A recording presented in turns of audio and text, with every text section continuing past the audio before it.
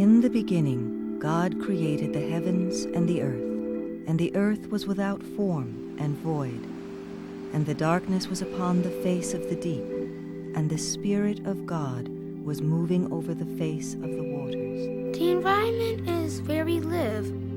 It's our plants, our water, the oxygen we breathe, all of that. Nature, everything that's outside, such as the animals, the sky, and us. We're part of the environment, the world.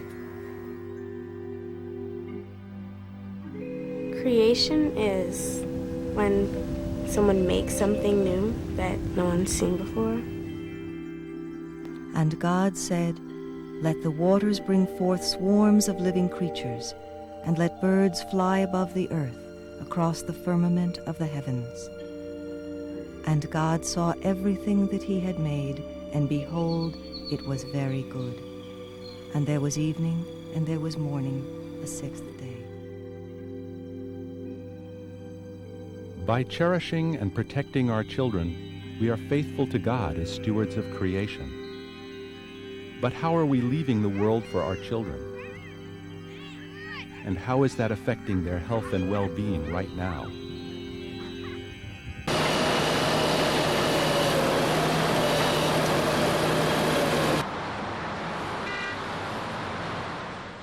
Pollution can haunt you. If the air is really dirty, you really can't breathe. It makes bad air. Asthma, stinky stuff. Cars, smoke. They would start choking sometimes. I'm probably going to get really sick. Yeah, my brother has asthma. And you can die then. You want to be really safe. Sometimes I'm scared. Like it's going inside me right now because I'm breathing it and it smells horrible. What's it going to do to me?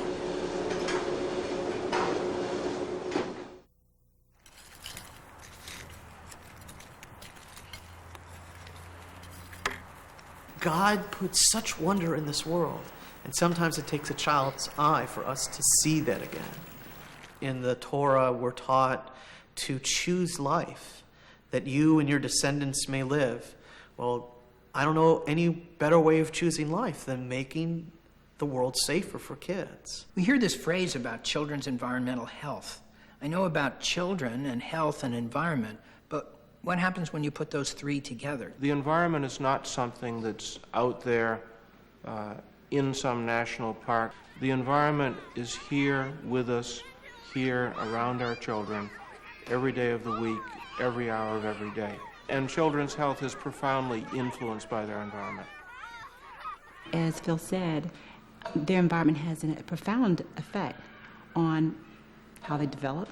The definition of health itself is not just whether they're sick or well, but what's happening inside of their bodies is going to affect them long term. And a lot of that even is affected before they become children on the outside, but are actually in the womb. The womb is the first environment that children are exposed to. And all the external factors that affect the internal environment of the womb can manifest themselves 10, 12 years later. There are three fundamental differences between babies and adults. The first is that they're much more heavily exposed, pound for pound, to toxins in the environment than adults. The way they breathe, the way they eat, the way they drink, the way they play close to the floor, the way they put their hands in their mouths, all magnify their exposure. The second thing is that because they're growing and developing, they're extraordinarily vulnerable, extraordinarily sensitive to chemicals that may come into their bodies across the womb or through breast milk or in the early environment. And finally, because children have so many decades yet to live, they have an awfully long time to develop disease that may be triggered by early exposure. Children depend on adults to make decisions for them. We're the ones that determine what they eat, where they sleep, what they, where they play. And that is a kind of vulnerability that is really unique to children. We as adults and as a society need to make their environment a safe place. What kind of conditions are we talking about here? The illnesses or the health hazard? What kind of diseases are really affecting children? The rates for asthma have more than doubled in American children in the last 15 years. The incidence, that is to say the number of new cases of childhood cancer, has gone up by about 25% in the last 20 years, and there's been a particularly alarming increase for childhood brain cancer. Increasingly, we're coming to realize that some fraction of each of these diseases, asthma, cancer, birth defects, developmental problems, are caused by environmental chemicals.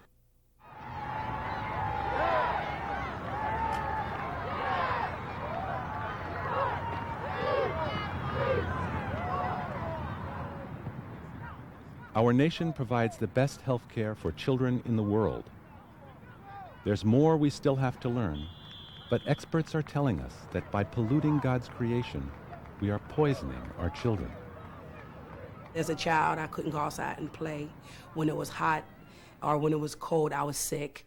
When other children were outside playing, I was home with my eyes swollen, I was wheezing, and the air outside, the quality of the air, the trees, the pollution, all that bothered me as a child. So I would be sitting home looking at my friends through the window playing. At 6 months, my daughter began to have the wheezing and the coughing, things like that. And being an asthmatic myself, I knew right away what the symptoms were. So I went to her pediatrician. I said, my daughter has asthma. So before she was 5 years old, she was hospitalized 9 times because she continued to get sick. If I'm running around or if I'm playing and I start wheezing, usually I just take my inhaler, but there comes a spacer with it, and the spacer is something that helps you breathe through it easier. That day was a hot day. Whatever was going on out there in the atmosphere and the environment triggered it. And it's critical that you take them out of the environments that have triggers. You got to look around your home. Those carpets, those dust, those stuffed animals, all those, okay? Okay, even some plants, the roaches and the rodents, okay? Watch what you clean with. You have to be cognizant of what it is around your home that can trigger your asthmatic child and your outdoor triggers. Think about that too. Asthma is a disease that definitely have to be managed. If it goes untreated, people certainly can go on to die.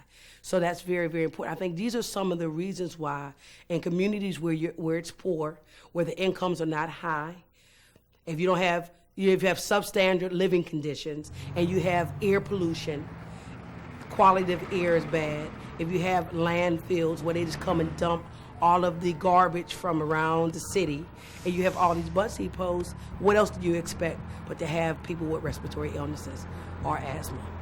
We have a duty to make sure that we clean up our environment for ourselves, for our children, for our neighbors.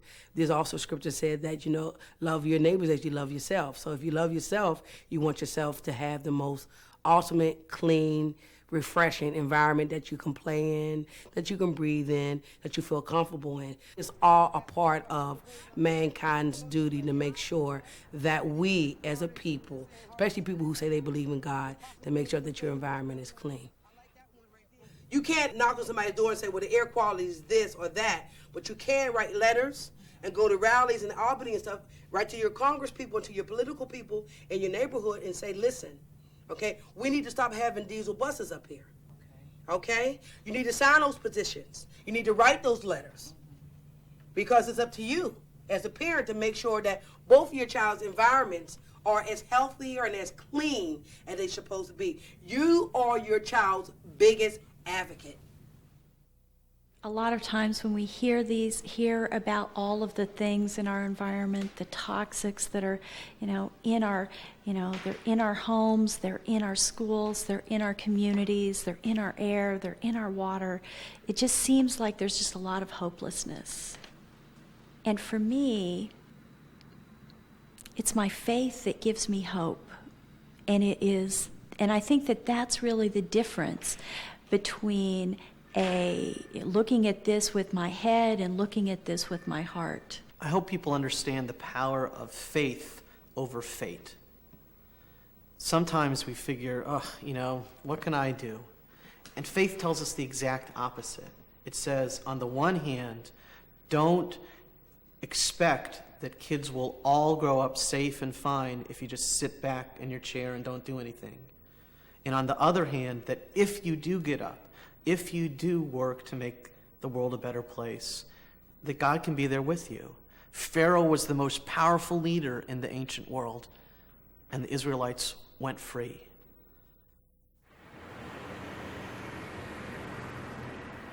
I got this big rash all over me. There was like big globs of red, and they were covering all of my body. There was some on my face, down my neck, all over my body. It covered all over me. It was like terrible. When we moved from New York down to Maryland, my older daughter was just starting second grade. Out of the blue, we hadn't even really settled in or anything or found a pediatrician or done anything, and she came home on a Friday night, and in the middle of the night, her eardrum ruptured.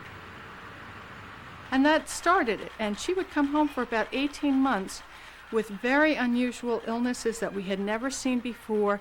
Nobody else in the house ever caught what she had, whether it was a cold, a rash, and they couldn't figure out what on earth was making this child so sick. So the doctor said, well, let's work with the school system and find out.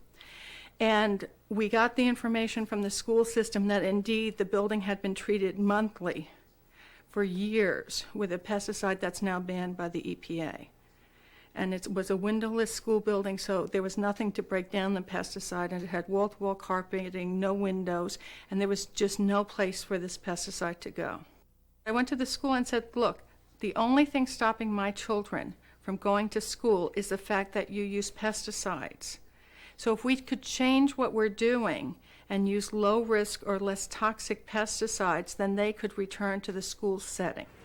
And that's how we started working with the school system to develop Triadelphia into, we cannot say it's pesticide-free because we do pest control, but it's pest control using low-risk and least toxic means. For the last 10 to 15 years, our school system has tried to be ahead of the game in using the products that are the least toxic for children or for anyone. We put together one program called the School Environment Team Program, which came out of our county PTA as a PTA initiative. All the vents look clear. Water damage in the walls.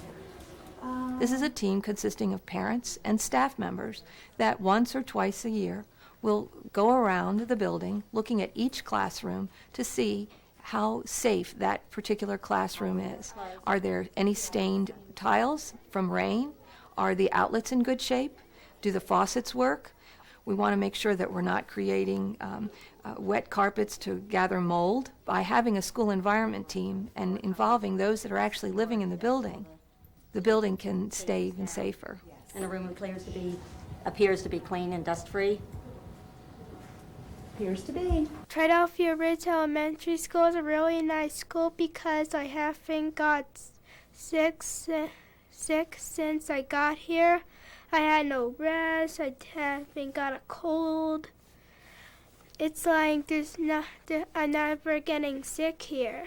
I think of something in Psalms that says, "In thee, O Lord, do I put my trust. Let me not be put to confusion." And I think that's what it is in being a school principal. You try to look for that balance and not be put to any confusion so that you can still have them learn, and you want them here to learn. So that's our ultimate goal, is to make sure that our school is safe enough so that children are here to learn. The real question is, what can we do to protect our children? What can we do as citizens? What can we do as heads of families? What can we do as members of communities? What can we do as people of faith? It doesn't take an act of Congress before something can be done. But in order to get an act of Congress, it starts at the community level. Small groups in the community, families, mothers, parents who have children, talking collectively, asking that their dollars, their tax dollars, be directed towards environmentalist issues that will help their children in the community. I mean, you can start at the grassroots level and get a lot more effective change over time. And sometimes we don't realize how much power we hold within the community itself. And we can absolutely make a difference through our faith. When people of faith speak to the corporate leaders of America and tell them that they have a sacred duty to clean up the environment, to protect the next generation of children, you had better believe that that message is going to be heard. We know that we're responsible for all of God's children. And we have to, therefore, take actions to protect all of God's children. I can do whatever I want inside my home to make my child safe, but I can't do anything if others in the society don't join with me to make the world a better place. A good smell is a flower, and like a little garden maybe, or in Central Park, of hot dogs. Excuse me, Miranda, it's a space shuttle. I'd say to the grown-ups that you gotta keep the air and the water and everything clean, so when we grow up, and when we have kids and stuff, we can be healthy.